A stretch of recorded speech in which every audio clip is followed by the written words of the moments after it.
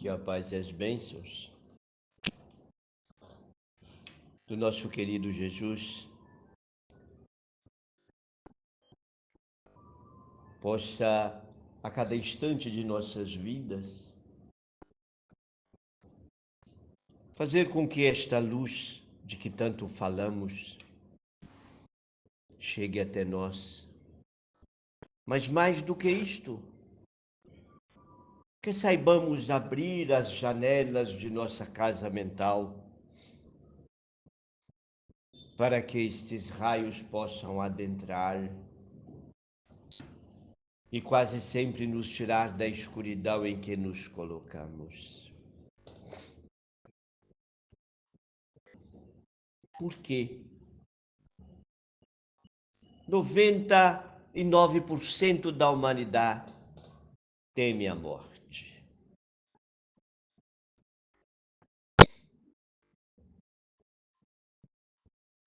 Porque a grande maioria, conforme temos falado aqui, são companheiros que estão na multidão sendo conduzidos. E quando Jesus advertiu que deveríamos nos instruir, é para que tivéssemos a liberdade de nós mesmos nos conduzirmos, porque somos indivíduos livres para as nossas realizações, sejam elas corretas ou não, mas deveremos ser livres. E o que quase sempre observamos é que a grande maioria da humanidade,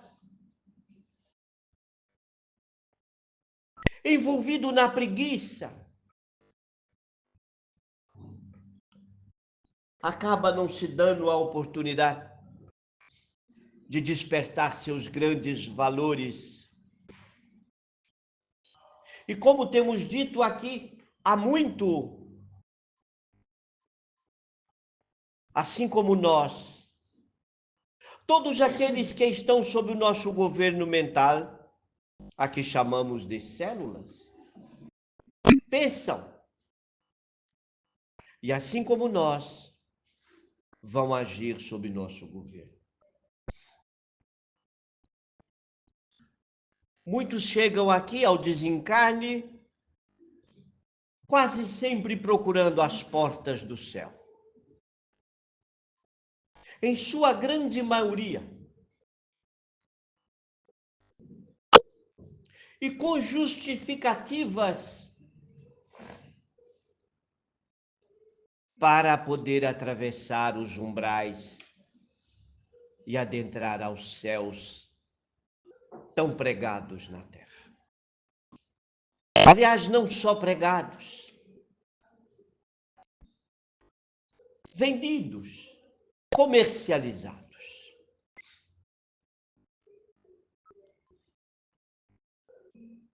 E temos a grande decepção de que esses portais não existem. E conforme Jesus disse, a porta é estreita. E o que ele queria dizer com a porta estreita?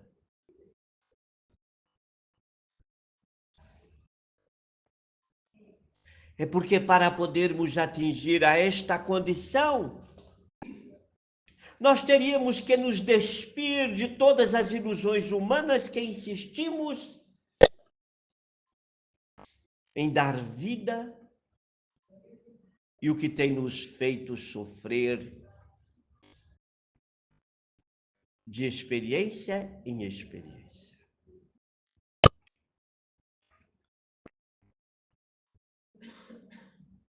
Para que eu possa amar alguém, eu preciso compreender verdadeiramente o que é amor. Será que tudo aquilo que aplicamos na vida encarnatória é amor? Será que uma mãe ama verdadeiramente um filho, fazendo tudo o que aquele filho verdadeiramente quer?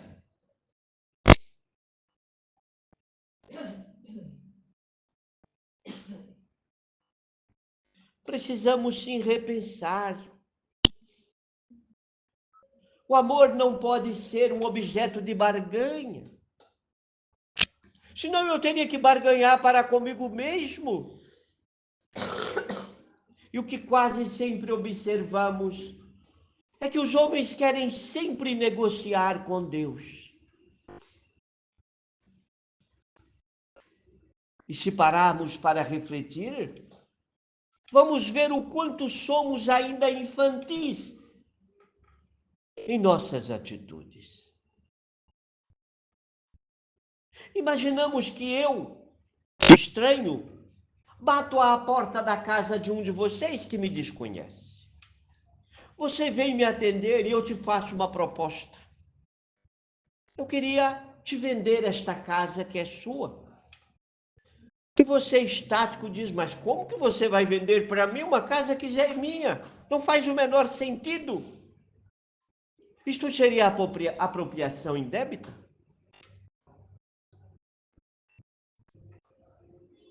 Mas eu insisto, eu quero te vender esta casa, mas você não pode. Então vamos ficar duelando apenas num ponto de vista. Um é proprietário, o outro não é, mas se sente. E assim acontece entre os homens e Deus.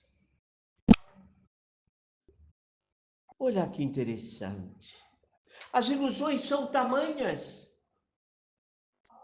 que vocês sequer são donos destes corpos que usam. Tudo isto é roupagem.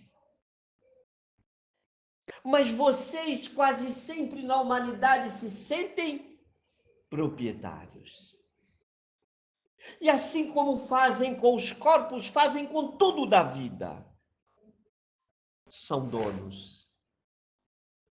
E quase sempre o dono tem que cuidar daquilo que é dele verdadeiramente. Razão por quê? Na sua grande maioria, os desencarnes fazem com que os homens permaneçam na Terra. Homens que eu digo no sentido de criação, feminino e masculino. Porque senão depois vão interpretar que o Ezequiel diz que isso só serve para os homens e não para as mulheres. Vamos entender bem, para não ficar dúvida. Estou falando no sentido geral. Então é importante refletirmos que a presença do Espírito na Terra, Deus concede a ele a oportunidade dele poder temporariamente não ser dono, administrador dos bens divinos a nível de todos. Não estou falando aqui que pelo trabalho, pelo esforço, não merece a conquista. Mas a interpretação de que é proprietário eterno é uma ilusão e uma infantilidade. A grande maioria de espíritas tem conhecimento de como funciona outras cidades no plano espiritual mais próximo da Terra, bem administradas, muito bem governadas, onde o social é perfeito, mas sem interesses pessoais. E onde a propriedade, ela é temporal. A partir do momento em que eu regresso para outras responsabilidades, não tenham dúvida de que aquilo que eu conquistei não é meu. Eu sou mero administrador.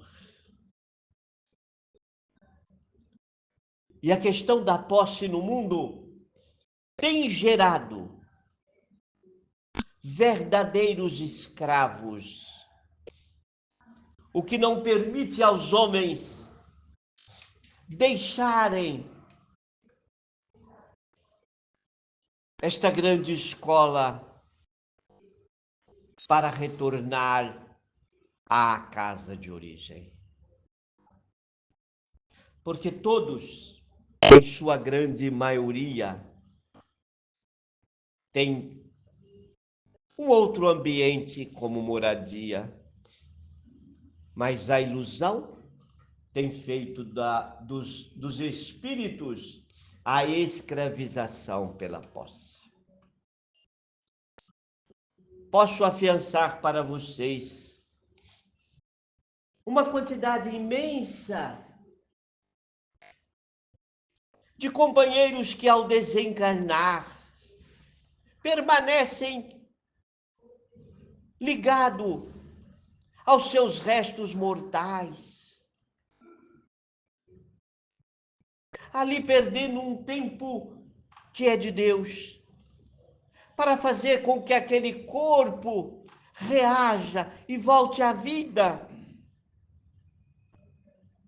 Porque a partir dali, perdeu-se a única coisa que acha ter construído durante a vida. Razão porque um grande administrador é aquele que pensa no bem comum. Eu não estou falando aqui que nós, numa experiência, principalmente no mundo a que vivem ainda capitalista, não precisam do ouro da terra para sobreviver. Precisam sim, claro. O que eu estou dizendo é que não podem e não devem tornar-se escravos daquilo que verdadeiramente não pertence a vocês.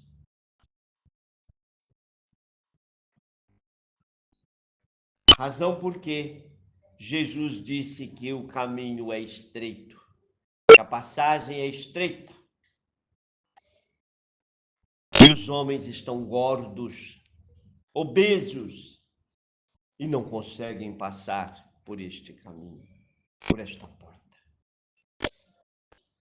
Razão porque necessitam despir-se. E aí vão repetindo as encarnações.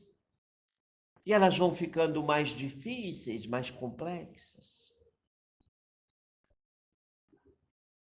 E por tudo isto, este é um momento especial para pensarmos melhor. Eu tenho falado aqui sobre grandes responsabilidades que cada um de vocês tem. E quase sempre quando acontecem os crimes, quase sempre apontamos os dedos, direcionamos para alguém, mas nós não, nós estamos sempre isentos de qualquer coisa.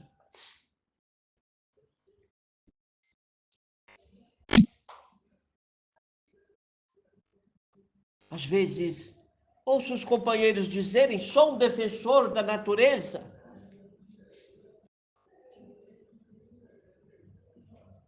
Mas o que está fazendo para defender a natureza em todos os aspectos? A começar dentro de sua própria casa.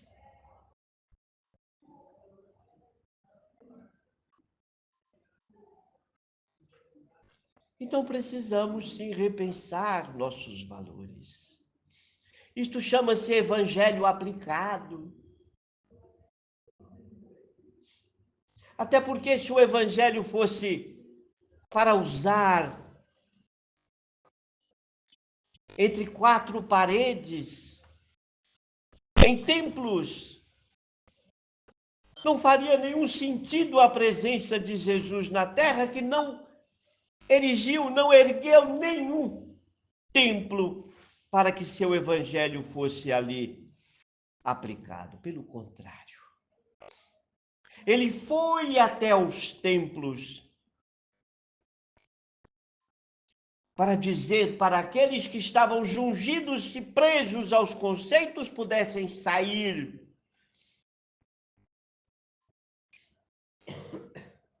Pois só assim poderiam encontrar Deus. E os homens insistem em prender Deus e Jesus nos templos de pedra. Então, meus amigos, vamos pensar melhor, vamos refletir melhor.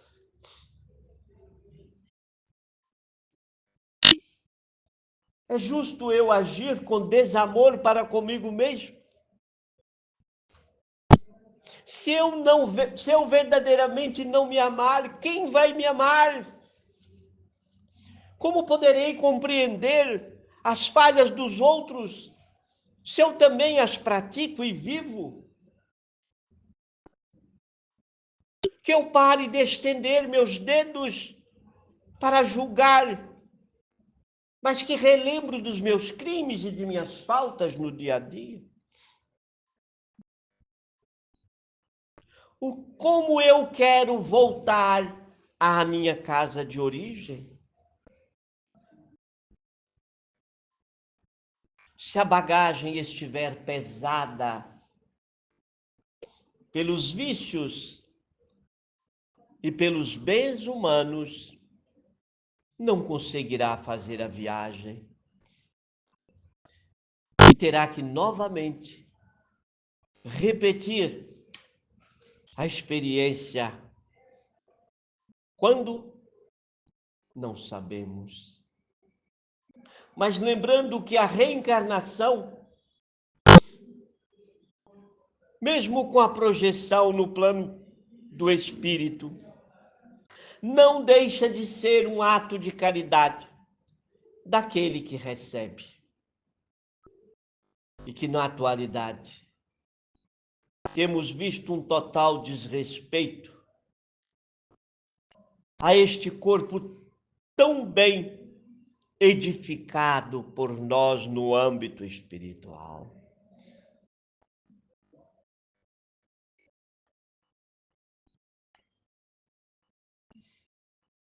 Mas fazer o quê?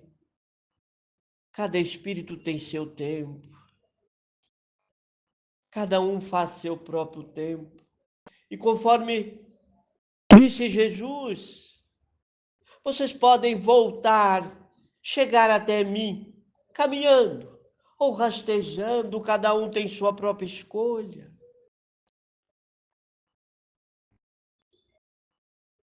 E por tudo isto, queremos mais uma vez dizer a Jesus de nossa felicidade, nossa alegria de fazermos parte desta grande família. Não temos dúvidas que pelo entendimento nós já o tiramos da cruz há muito tempo. Mas infelizmente os homens ainda insistem em mantê-lo na cruz. E quando diz mantê-lo na cruz, é tentando escravizá-lo para que ele seja o escravo dos desejos humanos. Quando na realidade todos nós deveríamos sim nos colocar à disposição para que verdadeiramente quando fazemos a oração universal estivéssemos colocando-nos à disposição para que se cumpra a vontade dele e não a nossa. Por tudo isto, Jesus, perdoe-nos a infantilidade. Perdoe-nos as transgressões a que fazemos a todos os instantes de nossa vida. E só tomamos sim pé da situação quando não fizermos mais parte da vida dos homens, quando retornamos à pátria espiritual, quando não encontramos o ponto de apoio onde deveremos pegar os veículos que nos levam às outras moradas. E aí, como viajantes, começamos a andar, perdidos, e não sabemos quando pararmos.